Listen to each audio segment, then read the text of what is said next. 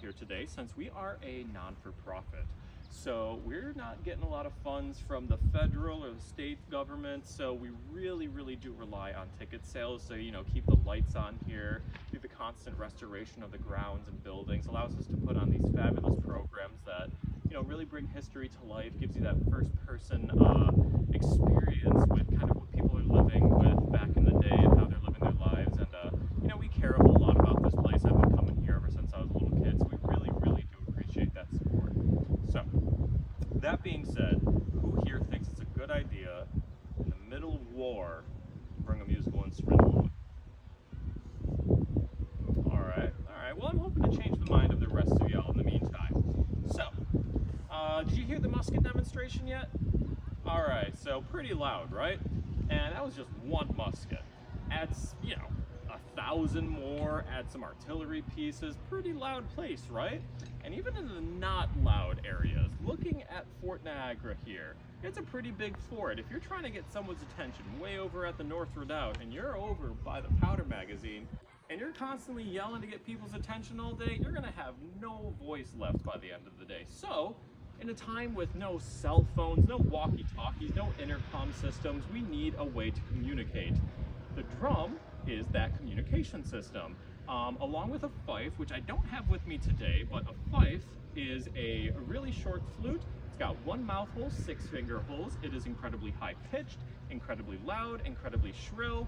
That does a very good job at actually cutting through the sound and all the loud chaos and carrying those long distances, much like the drum here. So these rope tension drums can be heard from about a mile away on a really good day. You may have heard a little bit about Fort George at your time here. And for those that didn't, it's a fort about a mile-ish up the river there. And on a really good day, we can actually hear their fife and drum corps, and if there's enough of them playing, can actually pick out real individual tunes. So these are incredibly effective at carrying those long distances and being able to communicate through the noises and chaos of battle. Now, what you actually heard me playing as you were walking up was called l'Assemblée. So that is a duty call that would have been played in the French army. And l'Assemblée kind of translates to the assembly. And that was the call to tell the soldiers that you need to start gathering up for the day, form up, getting those big lines, kind of in one general area so that maybe we can get the news for the day, get what we're doing for work that day. And so as it kind of worked out, you guys did walk over here as I'm playing it. And fun fact about that tune too, so all of these tunes are being ingrained in these soldiers' head. They are hearing these every single day. They get to a point where they're not even really thinking about what the tune is. They just know, okay, that tune means to wake up, that tune means to go eat, this one means to assemble. And even in the reenacting world, when these guys are coming to reenactments only, a couple times a year and hearing that, even their heads start to peek out of the tents saying like, uh-oh, am I like late for something? So it is a very effective way. These tunes are really ingrained in these soldiers' minds, and it's a very effective way of kind of regulating the day. Now the next one I'm going to play for you is called La Retraite. It translates to the retreat. And this is a fun one because it actually has 2 meanings. So a lot of these tunes have a meaning for inside a fort or a camp, and then a meaning for kind of the battlefield. And so La Retraite here, on the battlefield, kind of sounds like what it is. So the retreat, it doesn't necessarily mean that you lost. It just means that you're going to bring your musket to your shoulder here. You're going to turn right around and start marching backwards. So maybe it's to turn around and get to a safer spot, or maybe you just want to get out of there. So this actually turns into your cadence. So the soldiers are going to start marching to this once they do turn around. So this is La Retraite.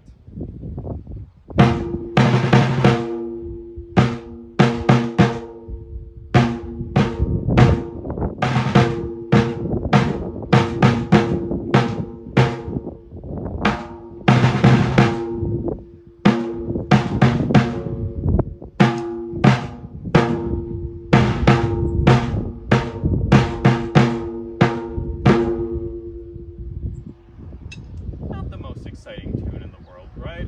But probably a good thing, since this is one of those tunes that has those double meanings. And in a fort or a camp setting, that tune would have been telling you when to go to bed. So the sentries are going to start asking you why you're wandering around, you get into your barracks, you get all wrapped up for the night, and that would have ended your day. So, since that was not the most exciting tune in the world, what I will play for you next is actually called La Générale, and this one is quite a bit more exciting since this is the French alarm. So much like l'Assemblée, it tells the soldiers to assemble, but it has a much more urgent air to it. It is telling the soldiers, you gotta get over here as quickly as possible, grab your gun, something's going down, we gotta get ready to get out there and maybe fight. So, this is La Générale.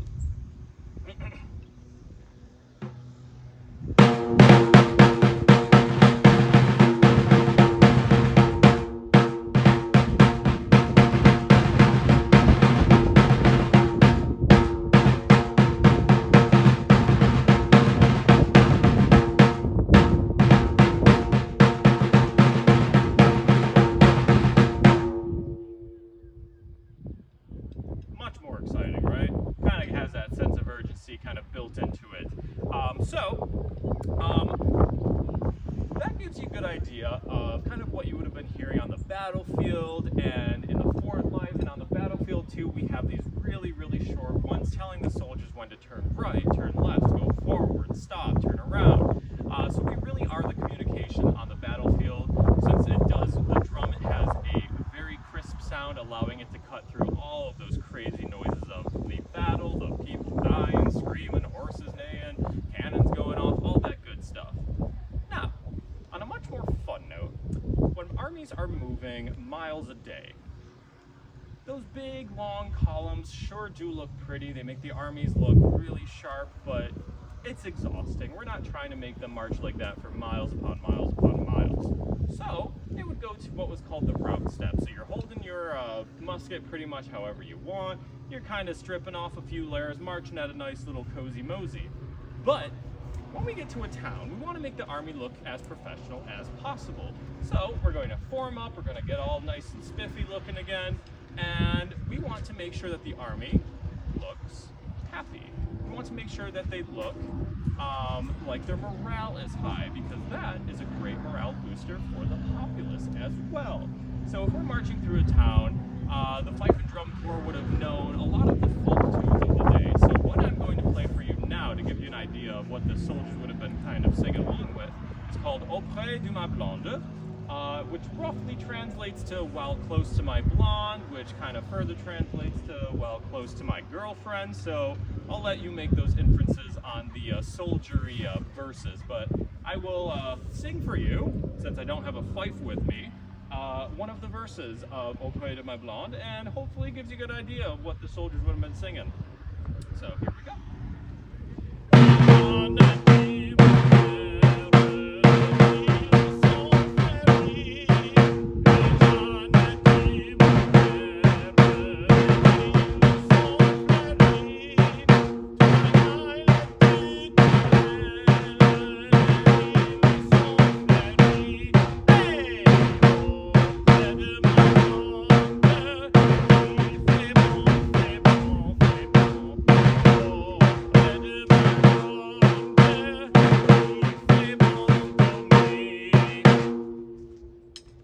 Auprès de ma blonde. Now, that was only one verse because I don't speak French very well, so I only really learned one verse. But as far as a morale booster goes, when we get a bunch of guys that actually come in from French Canada who know like all of the verses, and you have like 50 of them singing along, and they're right behind you, full-throated singing this, like all the pride in the world, you can definitely see how it was a big morale booster. It really is kind of exciting. Like, yeah, I mean, I know I'm playing pretend doing all this, but I'll go to war, you know, singing along with all these French Canadian guys. It's really, really fun. So it was a really good morale booster for the soldiers themselves. And like I said, the populace, like, you want to see a happy army. You want to see your tax dollars hard at work, right? So that was what they would be doing, kind of to show off actually how the army is nice and professional. Now, onto the drum itself. So it is attached to my body by this fun little leather sling here, sometimes called a carriage. And it is a neck sling, so it just hangs from my neck like so.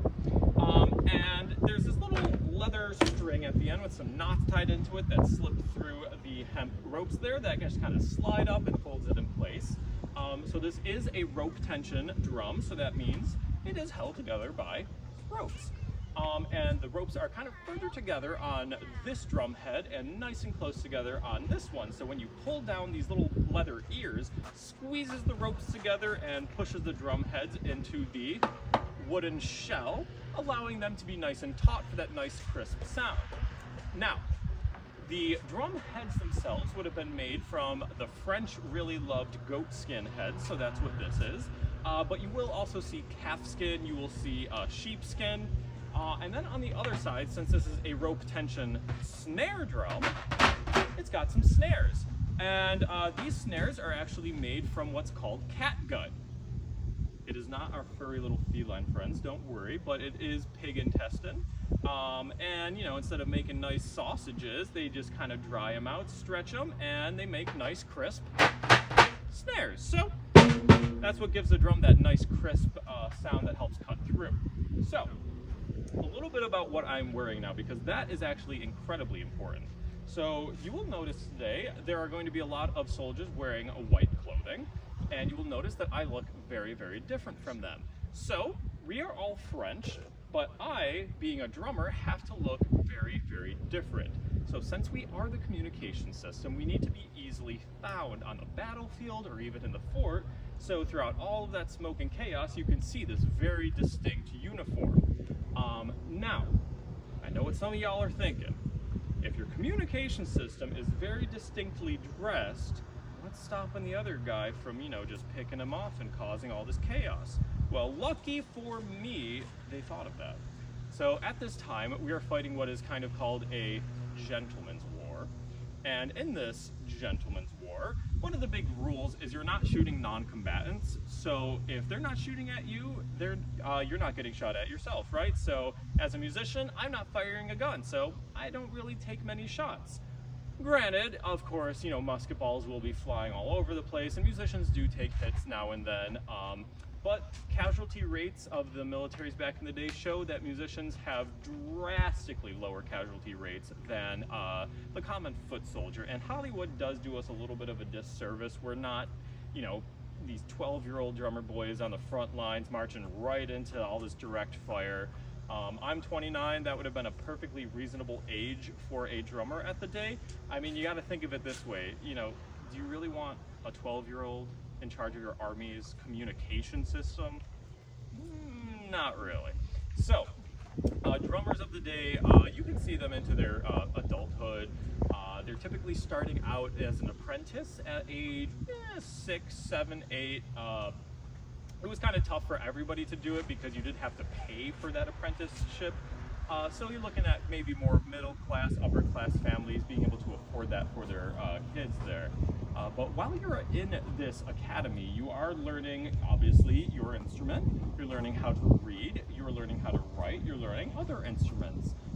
You are learning how to speak other languages, because the musicians, in their very multifaceted role, they're actually being used as translators during a parley session. So they'd be learning all sorts of different European languages to kind of walk up and aid officers in actually talking with, you know, other countries. So we could often be times used as scribes as well, because we could read or write. There are many accounts of the drummers kind of sharing the rooms with the soldiers, and, you know, maybe teaching them how to read or write, maybe writing a letter home for them, stuff like that. Drummers kind of nebulously sit around the rank of corporal, so it's not like we wouldn't be with the rough and tough soldiers, but we did have that little bit more education. One of the big benefits of wearing the fancy clothes is not only is it, you know, fancier looking, but it is also usually of higher quality fabric, so that's really good for us. We share the base uniform with Royal Artillery, but what really makes us a musician is this fun, fancy lace. So fun fact about that, so back in the day when the officers wanted to show off how much money they had, it's not like they can go out and buy a Lamborghini, right? So one of the ways they would show off how much money they had was covering their musicians' coats with lace. So you will see some musician coats that are just absolutely covered in it. And that was a way of, flexing on other officers how much money they had. So I like to say this is my kind of war-torn, besieged coat because a lot of lace is falling off, it's getting all sort of messed up, and a lot of sun fading is happening to my very beautiful musician coat. But I still think I look pretty cool. And one thing too, I did say I was a non-combatant, right? So how do we explain this guy? Well, I explain it by saying it is one of the most annoying things that I ever have to wear on my body ever. So this is a 3-foot sword-ish. It constantly knocks on the back of your legs. It constantly gets stuck in your shoes. If you wear half gaiters, it gets stuck in those, but luckily I've got the full ones today. It got stuck in a radiator the other day, which was really interesting. So basically, I have to walk around with a 2.5-foot butter knife because, by the way, I'm not allowed to sharpen this even back in the day. This is so useless that the British don't even bother calling it a sword. They call it a hanger because all it does is hang there. And militarily, all that does is show that I have a higher rank than the common foot soldier. So because of that, I have to constantly, walk through doors weird. I can't sit down right. Wearing a sword is not all it's cracked up to be, but beauty is pain, right? I mean, it looks pretty sweet. So, that being said, are there any questions about anything that I've talked about the musician's role or even for Niagara while I got you guys here? Yeah. Why are your points on your coat back? So that is my summer uniform. My winter uniform, I have them nice and down. And that literally is as simple as that, is you want the more fabric in the winter time. But because fashion was actually very, very important in the military back in the day, you did have all of these really cool details of these turnbacks, and if you're a grenadier, you actually get these little cannonballs on your coat. The British, you start seeing little hearts on them.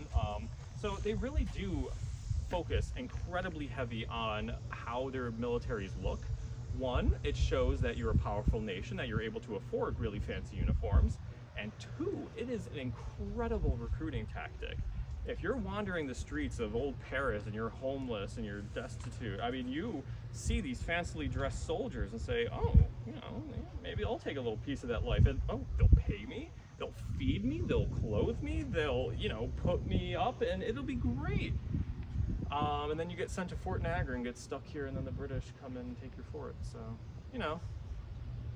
adventure has its downfalls, I suppose. But yeah, so the fancier the uniform, I mean, the fact that I'm wearing this hat doesn't block the sun, doesn't keep me warm in the winter time. It's a fashion statement. But the practicality was that recruiting tactic of this was the high fashion of the day, so they wanted to make their military look as fancy as possible to get more guys in and to show off how much money they had. It was all so very frivolous. Sounds familiar. Yes. Well, I'm not even kidding. When my brother does his demo, he was a prior service, and he says, they got me. Because, those dress blues look pretty good today. So, yeah, anything else? How many musicians would be with them? Sure. So for the French army, you're looking at about one drummer for every 20 to 30 guys. So there would have been quite a few drummers here in the fort, because of the peak garrison for the French, I believe, was about 600. It's a lot of drummers. Yeah.